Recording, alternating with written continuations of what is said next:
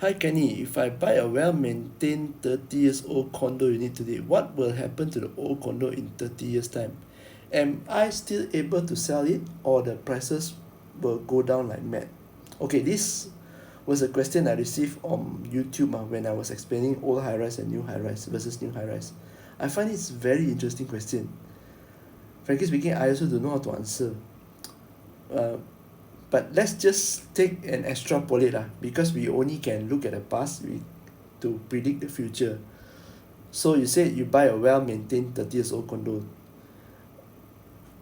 My question is maybe next 30 years time we don't know whether it's still well-maintained or not. But how about location? Okay, do you know that what's the oldest condominium? What's the oldest high-rise in Malaysia? Okay, today I show you. Ladies and gentlemen, I present to you the oldest condominium in Malaysia. This is called Desa Kudalari by Tan and Tan. If it sounds familiar to you, Tan and Tan is actually IGB. They are the owners of Mid Valley, okay? Mid Valley in PJ and Mid Valley in Johor. So you could look at this. The completion date was 1984, which makes it 40 years old, 10-year freehold. Unit count is only so low, very low, okay? And you look at the build up, 800 square feet to 5,000 plus. Look at the location. Desa Kudalari's location. Okay, let me just show you on a Google map. So from here, you can see Desa Kudalari. This is the location. This is PNB, Menara Maybank PNB. And this is KLCC, Persian KLCC MRT. Oval, High Commission of Singapore. This Menara Tan and Tan. This is already Jalan Tun Razak. Jalan Yutan, the icon. This is the main road, Jalan Tun Razak. So what am I trying to tell you here? I'm trying to tell you, if the maintenance hold water and also the location hold water, you shouldn't have a problem transacting it. In fact, if you go and check for Desa Kudalari on bricks, you will still see units transacted. Today you go and open bricks, right, you will find that there's unit transacted even to this day.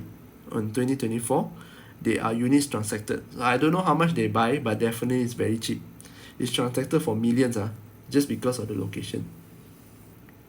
So back to your question. Well, what will happen to 30 years time? You will still be able to sell. The prices will go down like mad. No, in fact the prices actually increase like crazy, this one. Because of number one, the maintenance. Number two, the location. Right smack in the middle of city. However, having said that, personally, is my personal point of view. If the condo is too old, the maintenance also increase. So the thing is that we can see the price appreciation, but the things that we always miss is the maintenance. Maintenance fees should increase one, and the cost of staying there will definitely increase, like taxes, fire insurance, everything increase because it's getting older. Okay, and the government have not launched the Urban Renewal Act, which allows a redevelopment of old buildings. So personally, if you ask me, if I want to buy and the only thing that I can afford is a 30-year-old condo, I will not stay there. I will aim to stay there like 10 years. Then I buy. 10 years. Within 10 years, right, I will need to move out and sell. Okay? I will sell, I will not keep. That is my personal opinion. Okay? Because the building, as I mentioned a lot of time, as they get older, the cost of maintaining it will increase. The taxes also will increase.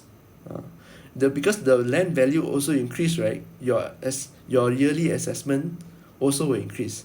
Of course not every year you will make noise, but you will definitely increase because the land is the one that is most valued. So what will I buy instead personally? I will buy something with individual title, meaning I own the land. Okay, if you look at this, why landed properties with individual title, I'm not talking about strata title, a lot of difference, individual and strata. I'm talking about these properties with individual title. They are so valuable because of the land the property sits on. Okay, not because of the property. The property can burn, can go, nobody cares. It can always be rebuilt, but it's the land. The land is one of a kind, and the land is the one that is you are buying and is valuable. It's different from strata development, where you only own a parcel. Okay, when the whole building goes down, you don't own the land. You co-own the land together with other parcel owners. Okay, that's a big difference there. Even this is also reflected in the valuation. People is willing to pay more for individual title. You can see the demand there. So that's all for me. I hope that it answers your question. I know it's a bit long-winded.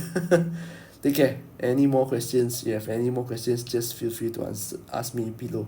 Alright, this is Kenny here from Property Stories. Bye bye.